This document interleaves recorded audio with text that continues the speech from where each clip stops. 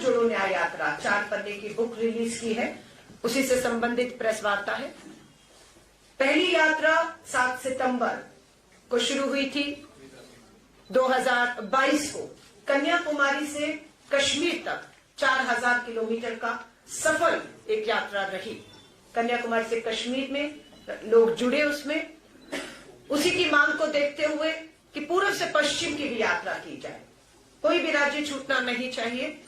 अब दूसरी यात्रा 14 जनवरी को मणिपुर से पूर्व से पश्चिम गुजरात होते हुए महाराष्ट्र मुंबई तक पहुंचेगी। 14 जनवरी 2024 को यात्रा शुरू होगी और 20 मार्च 2024 को मुंबई में समापन होगा। ये यात्रा लगभग हमारी जो है 6713 किलोमीटर चलेगी। इस यात्रा में 110 जिलों से ये गुजरेगी। ये यात्रा 15 राज्यों से गुजरेगी। पहली यात्रा भारत जोड़ने का प्रयास था, भारत जोड़ने की यात्रा थी और उसमें हम कामयाब हुए। हम देश को जोड़ने में, देश के मुद्दों को से जोड़ने में कामयाब हुए। इस यात्रा में न्याय शब्द जोड़ा गया है। भारत जोड़ो अब ये न्याय यात्रा है। न्याय यात्रा आर्थिक न्याय की लड़ाई, न्याय यात्रा सामाजिक न्याय की लड़ाई है, न्याय यात्रा राजनीतिक न्याय की लड़ाई है। इस लड़ाई में कहां अन्याय हो रहा है देश में पिछले सालों में, ये एक प्रेस रिलीज है, इसके बिंदु हैं, आपसे शेयर किए जाएंगे।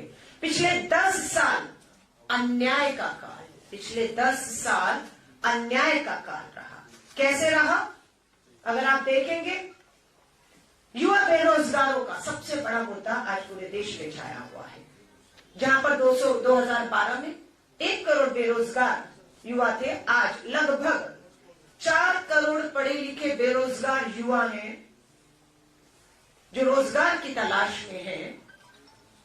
2 करोड़ नौकरियां हर साल का वायदा था, 10 साल में 20 करोड़ नौकरियां, लेकिन हकीकत है नौकरियां मिली नहीं, उल्टा 4 करोड़ युवा बेरोजगार हुए हैं। महंगाई का मुद्दा है, petrol, diesel, LPG gas cylinder सब महंगे हैं। आवश्यक वस्तुओं पर जीएसटी लगाया गया है, जिसका हम विरोध करते हैं। घरेलू बचत 50 साल के निचले स्तर पर आ गई है, लोग बचत नहीं कर पा रहे, कर्ज ले रहे हैं। सो महंगाई की मार। अशोक गहलोत जी की सरकार थी, कांग्रेस की सरकार थी, 500 का सिलेंडर मिल रहा था, 450 का वायदा था।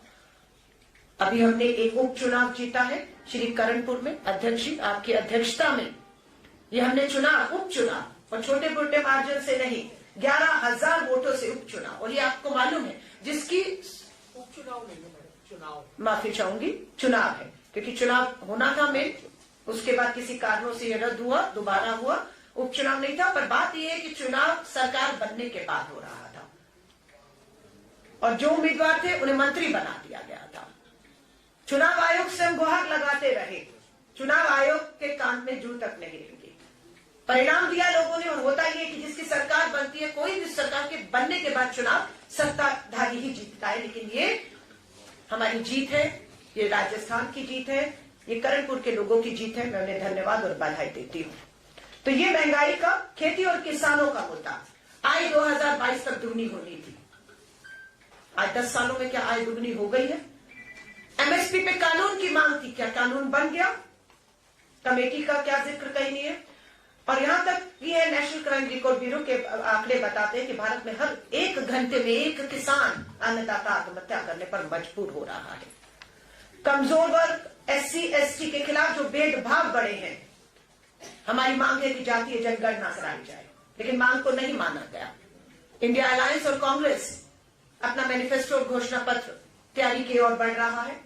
हमारा यह मानना है कि हमारी सरकार बनते ही इंडिया अलायंस और कांग्रेस की जातीय जनगणना देश में कराई जाएगी और जिसकी जितनी आबादी, उसे उसका उतना हक देने का हमारा उनसे फायदा आज भी है। महिलाओं पर अत्याचार, बेटी बचाओ बना दोषी बचाओ। मणिपुर से ये न्याय यात्रा सबको मालूम है, 8 महीने से मणिपुर जल रहा है। डबल इंजन की भाजपा सरकार है, आदिवासी बेटियों को पुलिस सुरक्षा थानों से घसीटकर बाहर लाकर सामूहिक बलात्कार किया जाता है और उस पर जब कुछ भी कार्रवाई नहीं होती तो सुप्रीम कोर्ट फटकार लगाता है केंद्र की सरकार को कि अगर आप कार्रवाई नहीं करेंगे तो मुझे हस्तक्षेप करना पड़ेगा। आगे आ जाते हैं, जब महिलाओं की बात है, न्याय की बात है, दूसरा राज्य आता है आपका उत्तर प्रदेश। प्रधानमंत्री जी का संसदीय क्षेत्र बीएचयू में आईआईटी की छात्रा के साथ 3 लोग सामूहिक बलात्कार करते हैं और वो 3 लोग कोई और नहीं, भाजपा के आईआईटी सेल से जुड़े हुए युवा हैं, जिनकी प्रधानमंत्री जी से लेकर भाजपा के राष्ट्रीय अध्यक्ष और बड़े नेताओं के साथ बड़ी नजदीकियां हैं, तस्वीरें हैं। ये नहीं कह सकते कोई आया फोटो खिंचाकर चला गया। और वहीं पर जब पता लगा कि 2 महीने गिरफ्तारी क्यों नहीं हो पाई, पता लगा वो तो मध्य प्रदेश में लाडली योजना का प्रचार प्रसार कर रहे थे, भाजपा के लिए वोट बनाकर उनकी सरकार बना रहे थे और उसके बाद उनकी गिरफ्तारी होती है। लेकिन प्रधानमंत्री जी आपका संसदीय क्षेत्र बेटी बचाओ का नारा दिया और क्या हो रहा है ये देश आपसे अब सवाल करेगा। आ जाइए अगला, गुजरात, बिल्किस बानो 22 साल पहले 21 साल की भारत की बेटी बिल्किस बानो का 11 लोग सामूहिक बलात्कार करते हैं। 15 अगस्त 2022 का दिन याद रखिएगा। लाल किले की प्राचीर से, उसी प्राचीर से जहां से प्रधानमंत्री जी ने बेटी बचाओ का नारा दिया था, 15 अगस्त 2022 को आजादी का अमृत महोत्सव मनाया जा रहा था और वहीं पर गुजरात में उसी 15 अगस्त 2022 को बिल्किस बानो के 11 सामूहिक बलात्कारी हत्यारे, जिन्होंने 7 सदस्यों किसके परिवार की हत्या की, जिसमें 3 साल की बच्ची शामिल थी, उसको रिहा कर रहे थे। उन्हें रिहा ही नहीं किया, विश्व हिंदू परिषद के दफ्तर में भाजपा के विधायक और सांसदों ने उन्हें लड्डू खिलाए, उनके हार डाले और वो तस्वीरें सबने देखी और उनसे 2022 गुजरात के चुनावों का प्रचार प्रसार भी करवाया गया। धन्यवाद करते हैं सुप्रीम कोर्ट का। सुप्रीम कोर्ट का 1 साल बाद फैसला आता है, बेटी की गुहार लगाने के बाद, याचिकाओं के बाद, कि यह फैसला गलत है। बलात्कारियों को, सामूहिक बलात्कारियों को छोड़ना, उनका इस तरह से उनका स्वागत करना, उन्हें रिहा करना, ये गलत है और 2 हफ्ते का समय दिया है कि 11 के 11 सामूहिक बलात्कारियों को वापस जेल में ठूसा जाए। और ये भारतीय राष्ट्रीय कांग्रेस के साथ भारतीय राष्ट्रीय महिला कांग्रेस, जिसकी जिम्मेदारी मुझे मेरे कंधों पर अब आई है, पूछ रहे भारत जोड़ो न्याय यात्रा कब तक? भारत जोड़ो न्याय यात्रा न्याय का हक मिल जाने तक। मणिपुर की बात की, उत्तर प्रदेश के बीएचयू की बात की, गुजरात की बात की, हरियाणा ब्रजभूषण शरण आजाद घूम रहा है। किसने एफआईआर करवाई उनके खिलाफ, अपराधियों के खिलाफ? सुप्रीम कोर्ट ने। मैं इसलिए सुप्रीम कोर्ट का धन्यवाद करती हूं कि आज मणिपुर का मामला हो, बिल्किस बानो का मामला हो, हमारी हरियाणा की बेटियों का मामला हो, ब्रजभूषण शरण के खिलाफ एफआईआर करने के आदेश सुप्रीम कोर्ट को दिल्ली पुलिस को देने पड़े और तब एफआईआर हुई, लेकिन गिरफ्तारी अभी तक नहीं हुई। इसलिए न्याय का हक अभी अधूरा है। सो ये न्याय यात्रा जो राहुल गांधी जी के नेतृत्व में शुरू हो रही है, ये इन सभी राज्यों से गुजरेगी और न्याय का हक अभी अधूरा है। इस यात्रा का सिर्फ यही मकसद है कि हम इस न्याय को, अधूरे न्याय को, हक को पूरा पहुंचा सके। हमारे यहां पर MSME, GST, make in India की विफलता, कि किस तरीके से उद्योग धंधे छोटे बर्बाद किए गए, हम इसकी जिक्र करते हैं। प्रेस रिलीज में इसकी पूरी आपके पास जानकारी है। गरीब परिवार, असमानता, पूंजीपतियों की सरकार और सार्वजनिक क्षेत्रों में किस तरीके से लूट मची, किस तरह से देश की सार्वजनिक संपत्तियों को अपने चंद पूंजीपति मित्रों के हाथ में सौंप दिया गया, लूट मची, इस सारा जिक्र यहां पर है। चीन, अग्निवीर और आतंकवाद पर भी हम बात कर रहे हैं। हमारा ये वायदा है 2024 में केंद्र में कांग्रेस और इंडिया अलायंस की सरकार बनते ही अग्निपथ भर्ती योजना हम रद्द करने जा रहे हैं। पक्की सेना की भर्ती होगी। शहीद को जो शहीदी का दर्जा है, कफन में जो तिरंगे का सम्मान है जिसके लिए वो शहीद होता है, वो हक हम उन्हें दिलाएंगे। इस समय कांग्रेस का एक्स सर्विसमैन सेल दिल्ली के जंतर मंतर पर हजारों युवाओं के साथ बैठा हुआ है। बिहार से चंपारण से 1100 किलोमीटर का सफर पैदल तय करके हमारे वो युवा जवान आए जिन्होंने सेना की भर्ती के लिए इम्तिहान दिया, परीक्षा दी, भर्ती होनी थी, पता लगा आज होगी कल होगी, पता लगा भर्ती नहीं हो रही, भर्तियां रद्द कर दी गई और अग्निपथ भर्ती ठेके की योजना 4 साल की योजना लाकर आए हुए।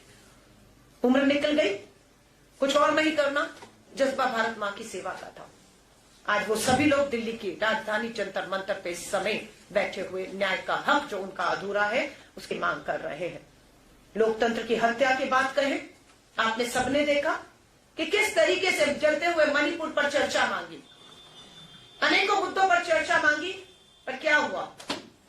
150 के करीब विपक्ष के सांसदों को आवाज उठाने से रोकने के तहत उन्हें संसद से निलंबित कर दिया गया, उन्हें बाहर कर दिया गया और मनमाने ढंग से तानाशाही तरीकों से सत्ता और संख्या के बल पर केंद्र सरकार मनचाहे बिल लाई और एक ध्वनि मत से पास करती है। उनमें कानून क्या था? मुख्य चुनाव आयुक्त की नियुक्ति से और सदस्यों की नियुक्ति से मुख्य न्यायाधीश चीफ जस्टिस ऑफ इंडिया को बाहर कर देना। ऐसे बहुत से कानून ये लोग लाए। हमारे ट्रक चालक सड़कों पर थे, हिट एंड रन में 90 लाख ट्रक चालक देश में हैं, 30 लाख ट्रक चालक सड़कों पर आ गए कि हमसे कोई चर्चा नहीं, हमसे कोई बात नहीं, सदन में बहस नहीं। और आपने कृषि कानूनों के तरह ऐसे कानून जो तानाशाही तरीकों से थे पास कर दिए। क्या हुआ?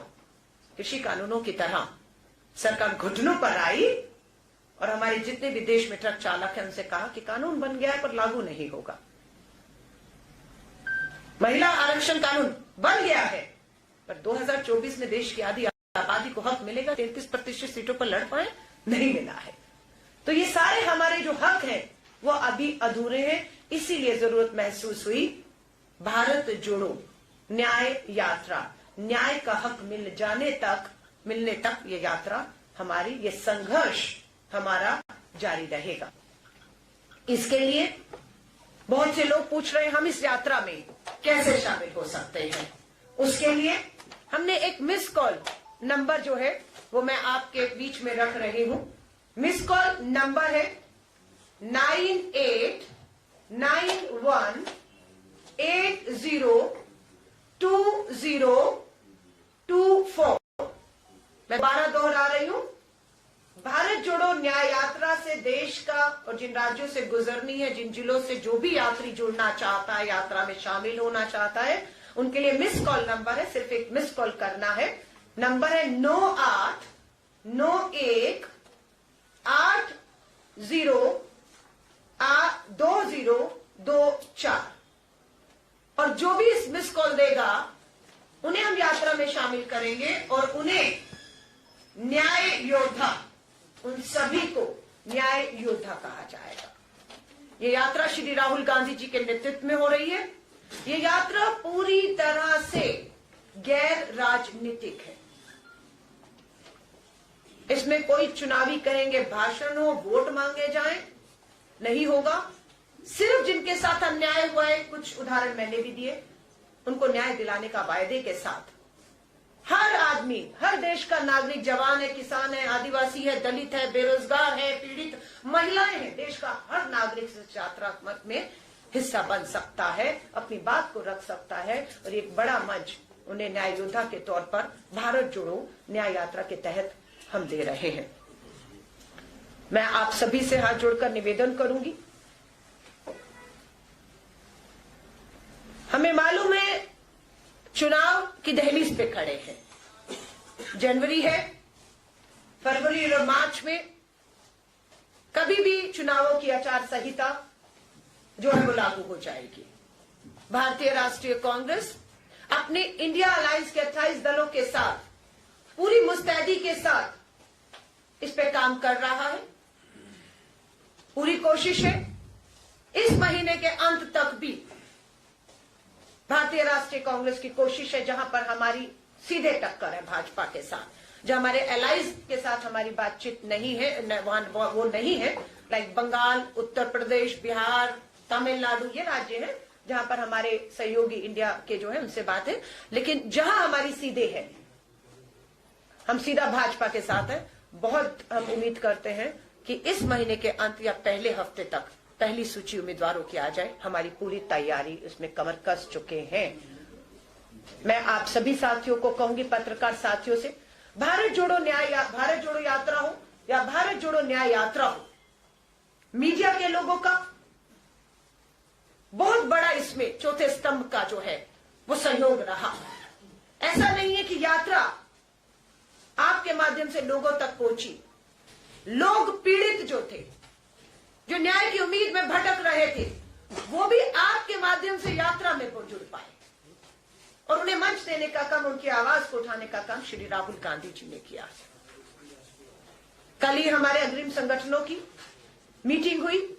लगातार हमारे हर राज्य की लोकसभा की तैयारियों को लेकर मीटिंग पूरी हो चुकी है। स्क्रीनिंग कमेटी केंद्रीय और राज्यों की बन चुकी है। हमारी इंडियन अलायंस की जो समूह को मुकुल वासनिक जी के नेतृत्व में, जिसमें हमारे राजस्थान के मुख्यमंत्री भी हैं उस कमेटी में, पूर्व मुख्यमंत्री छत्तीसगढ़, और ये लोग हैं। इंडिया अलायंस के समूह से लगातार बैठकें हो रही हैं 101, और जल्द मुझे लगता है हम इस दिशा में आगे बढ़ेंगे।